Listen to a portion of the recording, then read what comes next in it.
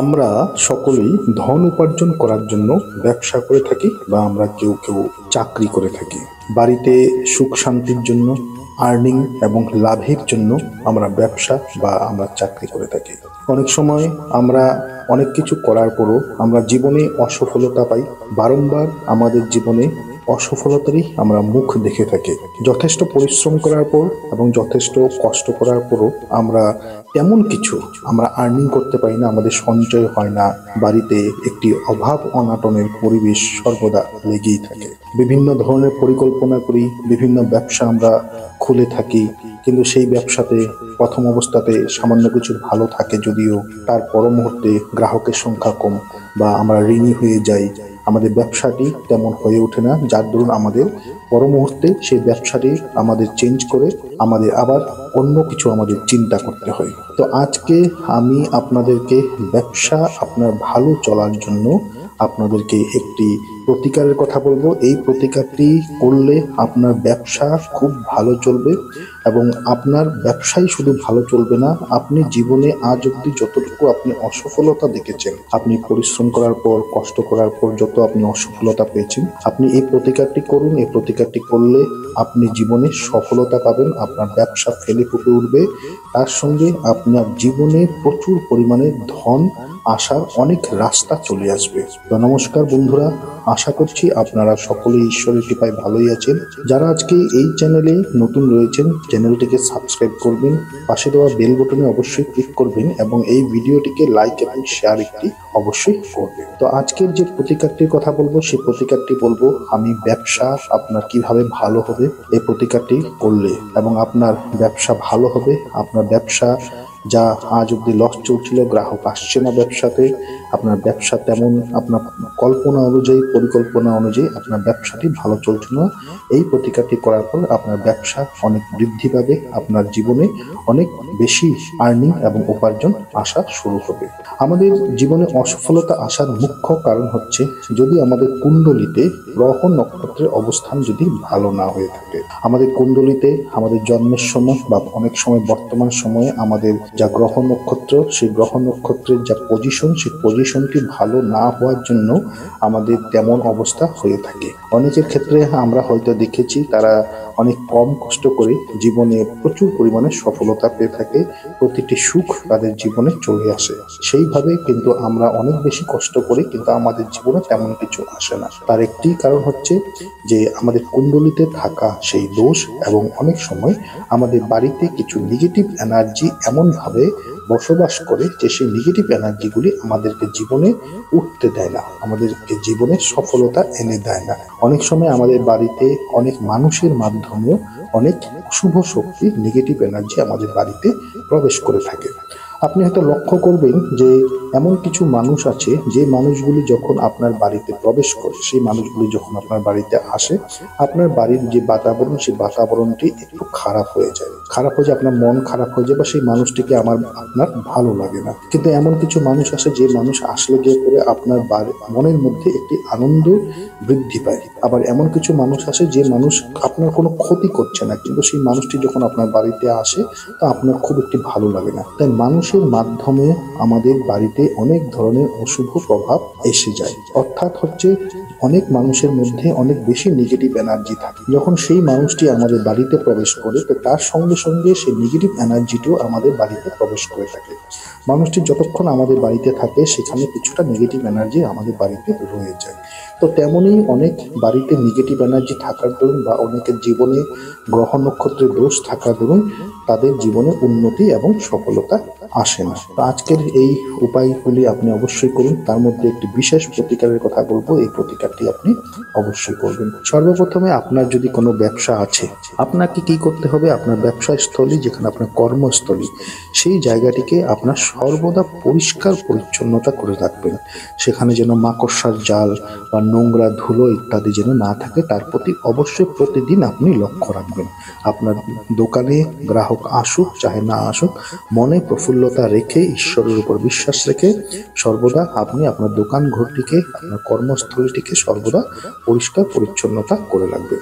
এরপর আপনার যে দোকান আছে সেখানে আপনি একটি কাচের পাত্রে জল ভর্তি করবেন এবং সেখানে আপনি 2 ফোঁটা যে কোনো সুগন্ধি জিনিস আপনি সেখানে ঢালবেন।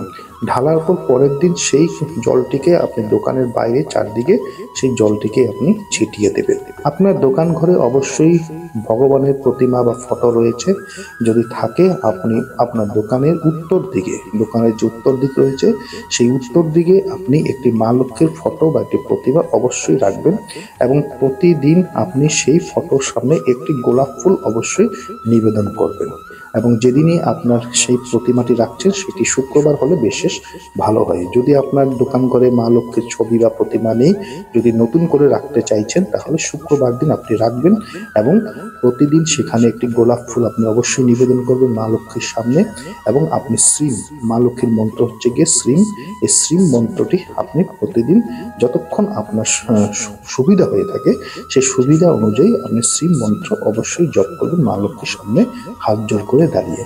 এতে আপনার দেখবে আপনার দোকান ঘরে অনেক বেশি গ্রাহক। এখন যা প্রতিকারটির কথা বলছি, এই প্রতিকারটিকে আপনি করবেন এবং এই প্রতিকারটি আপনার জীবনে অনেক বেশি সুখ নিয়ে আসবে। আপনার জীবনে ধন সম্পত্তির পরিমাণ অনেক বেশি বৃদ্ধি পাবে।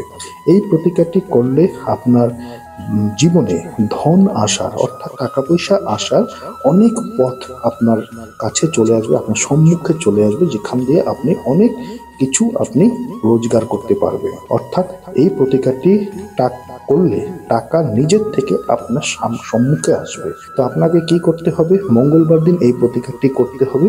এই প্রতিকারটি হচ্ছে আপনাকে প্রথমে 12টি বট গাছের পাতা আপনাকে নিতে হবে এবং বট গাছের পাতা যেন ছেঁড়া ফাটা না হয় আপনি তার প্রতি লক্ষ্য রেখে 12টি বট গাছের পাতা আপনি নেবেন। এবং এই প্রতিকারটি আপনি আপনার দোকানেও করতে পারেন বা আপনি আপনার বাড়িতেও করতে পারেন। তবে আপনি যেখানে করুন না কেন, আপনার বাড়িতে করলে আপনি এই প্রতিকারটি মঙ্গলবারে করবেন এবং সকালবেলা স্নান আদি করার পর করবেন। এবং যখন এই প্রতিকারটি করবেন আপনার বাড়িতে যেন একটি হনুমানের আপনি ফটো বা একটি প্রতিমা যেন অবশ্যই থাকে, তার প্রতি আপনি নজর দেবেন।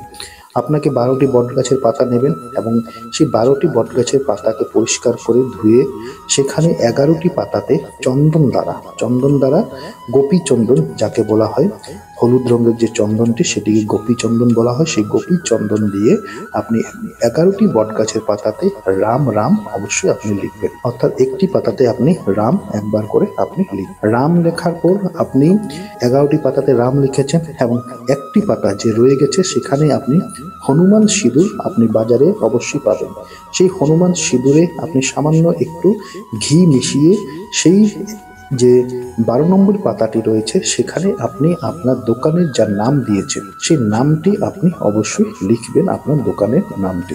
এরপর হনুমানজির সামনে আপনি 2টি তুলসী পাতা এবং একটু প্রসাদ এবং জল আপনি অবশ্যই রাখবেন।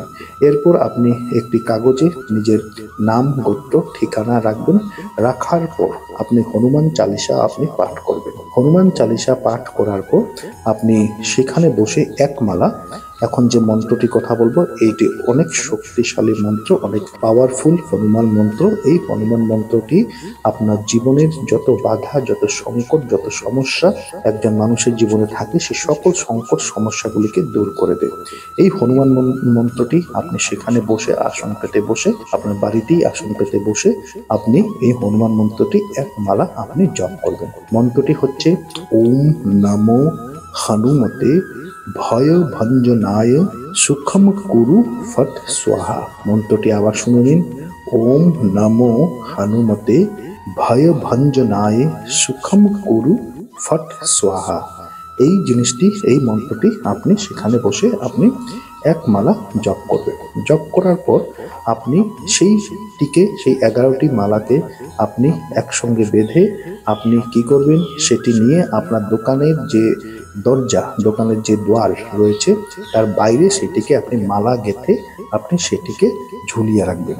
এবং তার সঙ্গে যে 12 নম্বর পাতাতে যেখানে আপনার দোকানের নাম ছিল সেইটি আপনি আপনার সেই যে আপনি মালাটি ঝুলিয়েছেন তার উপরে মধ্যখানে সেটিকে ঝুলিয়ে রাখবেন। এই কাজটি আপনাকে করতে হবে, প্রতিটি মঙ্গলবার আপনি করুন, দেখবেন আপনার জীবন থেকে সকল সমস্যা শেষ হয়ে গেছে। পরের মঙ্গলবারে যখন আপনি এটি করবেন তাহলে দেখবেন আপনার প্রথম মঙ্গলবারে করার সেই পাতাটি অবশ্যই শুকিয়ে যাবে। সেই পাতাটিকে আপনি খুলে সেটিকে নিয়ে আপনি কোনো পবিত্র গাছের গোড়ায় আপনি সেটিকে রেখে আসবেন। এই কাজটিকে অবশ্যই করুন। এরপর হচ্ছে আপনার যে দোকানের নাম, অনেক সময় দোকানের নামও আমাদের যা শুট করে না, অর্থাৎ আমাদের পক্ষে থাকে না। একটি নাম দ্বারা একজন মানুষের জীবনে অনেক সাকসেস আসে। আমাদের নাম ভুল হওয়ার জন্য অনেক সময় আমাদের ব্যবসাতে অনেক ধরনের লস চলে আসে, ব্যবসা বৃদ্ধি পায় না। তো আপনি আপনার দোকানের নামটির প্রতি আপনি অবশ্যই নজর দেবেন। আপনার যে দোকানের নাম দিয়েছেন সেই নামটি ভালো হয়েছে কি না হয়েছে অবশ্যই কারোর কাছে আপনি সেটি জেনে নেবেন। এরপর আপনি প্রতিদিন যখন আপনি দোকানে যাবেন, দোকানে যাওয়ার সময় আপনি হাতে করে এক মুঠো সর্ষে নিয়ে যাবেন, এক মুঠো সর্ষে নিয়ে যাবেন এবং দোকানে যাওয়ার ঠিক কিছু দূরে যখন দেখবেন যে কিছু দূর গেলেই আপনার দোকানটি পাওয়া যাবে, সেখান থেকে সেই ডান হাতে থাকা শস্যটি আপনি ফেলতে ফেলতে আপনার দোকান অবধি যাবেন। অর্থাৎ আপনার দোকানের চারপাশে যদি কোনো ধরনের অশুভ শক্তি বা আপনার সঙ্গে যদি কোনো অশুভ শক্তি বা কোনো নেগেটিভ এনার্জি যদি আছে, সেই শস্যগুলি সেই নেগেটিভ এনার্জিগুলিকে আপনার সেই দোকান গ্রহ বা আপনার সেই কর্মস্থল থেকে অনেক দূরে করে দেবে। তো এই উপায়টি আপনি কয়েকটি মঙ্গলবার অবশ্যই করুন, দেখবেন আপনার জীবনে সুখ শান্তি, দোকানে ব্যবসা ও ফেলে ফুপে উঠবে। আপনার জীবনে ধন আসার অনেক রাস্তা চলে আসবে। আশা করছি ভিডিওটি আপনাদের ভালো লেগেছে। ভালো লেগে থাকলে ভিডিওটিকে লাইক করুন, শেয়ার করুন। যারা আজকে চ্যানেলে নতুন রয়েছেন চ্যানেলটিকে সাবস্ক্রাইব অবশ্যই করুন।